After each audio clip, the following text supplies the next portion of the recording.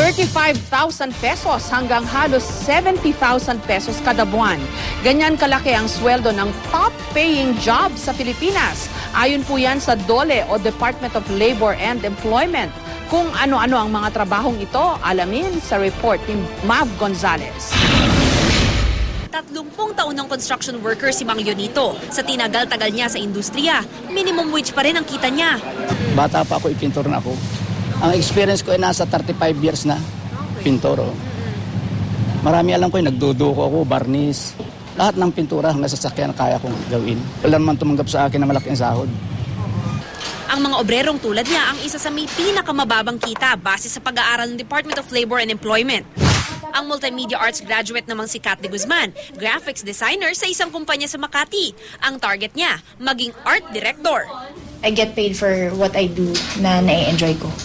Talagang pagsisikapan ko, di ba, to reach that.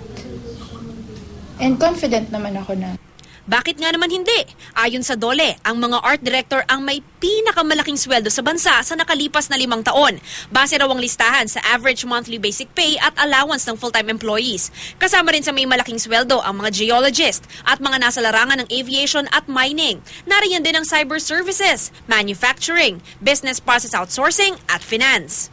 Kapag kukunti ang mga manggagawa na nandoon sa hanay na yun ng industriya, naturalmente, mataas ang i-offer mong sweldo.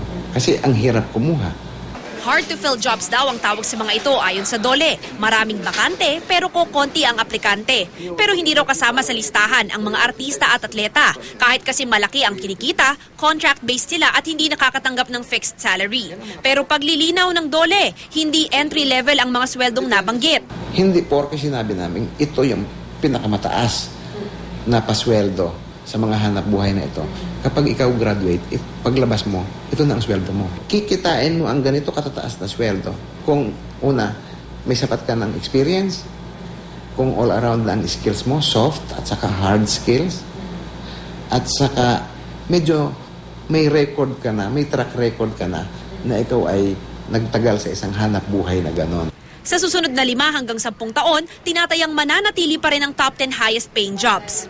Yun naman ang ipinapayo natin sa mga estudyante na gagraduate ng high school na ito ang kuhanin ninyong kurso sapagkat pag tinapos nyo ito, siguradong meron kayong trabaho at mataas ang sweldo.